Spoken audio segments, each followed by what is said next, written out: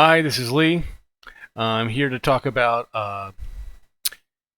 the homework for homework set number 9. That's in chapter 11, exercise 7 for YouTube. Just up here is your standard footer with the specs from the book. But the first function we'll go through is the one that's going to grab the user input. In order to get the two input vectors, here I just use math symbols of U and V from my prior math classes. And this function is going to verify the column sizes, make sure they're the same. So like if you have a 1 by 3 and a 1 by 3, that's good. But if the U is 1 by 2 and V is a 1 by 3, it's not going to match and make the user redo the inputs. All right, so here's the function definition. What I do is I have iteration numbers for U and V, and I force them to be different just to be the start in order to kickstart this while loop is going to happen. This whole section here from line 23 down is the while loop, and the main thing is at the end of the loop, if the iteration number does not equal the iteration number of the V vector, basically if the n columns in U does not match the n columns in V vector, then you just restart the loop and get the prompt the user to do another input. Okay. So here at line 25 and 27, we're just making two empty vectors lists for U and V vectors. And here we're going to first try to grab the U vector from the user input. And I'm using just an item U to grab it. I'll find the length. And here, because of the spaces, right? Like for instance, if I have a 1 space 1 space 1 space 1, that's actually going to have 5 characters, right? So with that length of the string, it's going to go through, I'm going to split it, going for a for loop, so that I'll have this new thing, uList now gets created with only 1, 1, 1. But I have to go through it again to make sure I make it a type integer instead of a string, because formerly I'd have it as a string type, but split. Then once it's split, I need to make the numbers from string to integers. Here, it's the second part, the second vector. Where we grab the V vector, and same run through the motions. We got to grab a string, find the length of the string. So like for instance, 2 space 2 space 2 is going to have 5, and so that range is going to split in order to make this list, V list, and then I got to go through a V list again and change the string, because we need string types to split, and make that 222 string to integer 222. Right here, just print what the user put in. Just for what you see is what you get. And here's where we do the testing, whether or not the vector sizes match.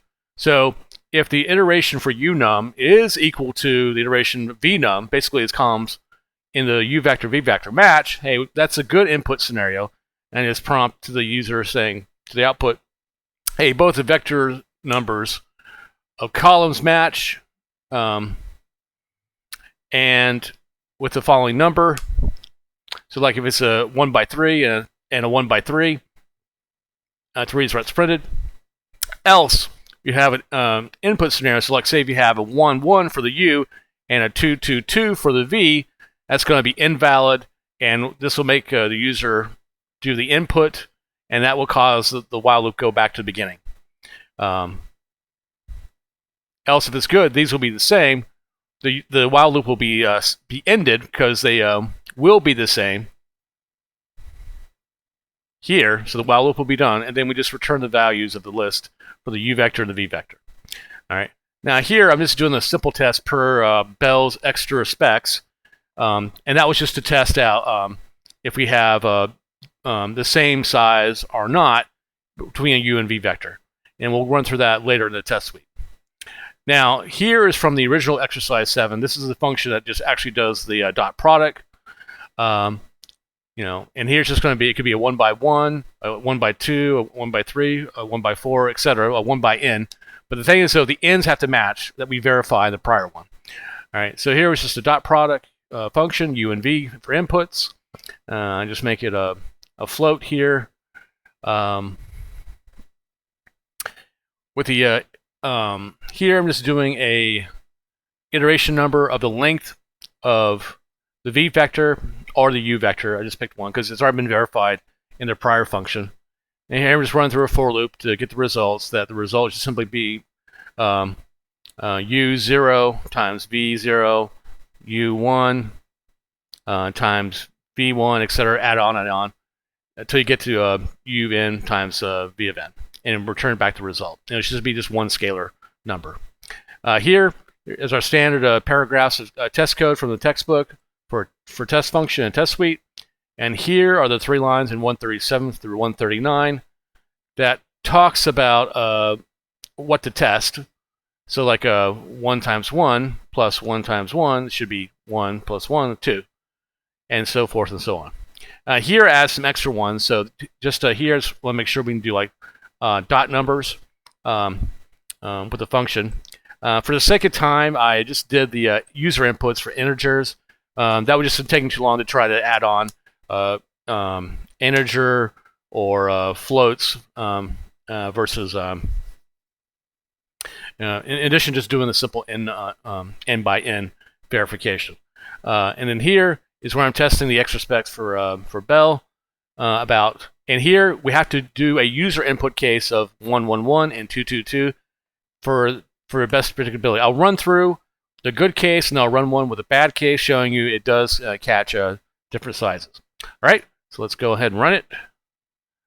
So here we'll put in the manual user input of 111 for the u vector and 222. They're now the same size. I hit enter. It reprints out that, hey, these are the vectors and they are both matched with the number of n columns 3. All right, this is 1 by 3, 1 by 3. And here you can see with the tests, that test lines 137, 138, 139 pass, as well as 143 with the floats, as well as the user spec per Bell's user specification to test the sizes. Now I'm going to get some spacing in the console, in the shell. I'm going to rerun this, and I want to purposely put in different numbers. So I'm going to put a 1, 1, but only that. So that's a 1 by 2. But I'll do a 2, 2, 2, 2, a 1 by 4 for the v vector. And now you'll see, hey, these sizes don't match. Let's redo. So I'll do a 1, 1, 1. Just for fun, I'll do a 2, 2, 2, 2, 2. You know, a 1 by 3 versus a 1 by 5. Again, doesn't do it. I'll do a 1, 1, 1 again. 2, 2, 2. And now the test runs.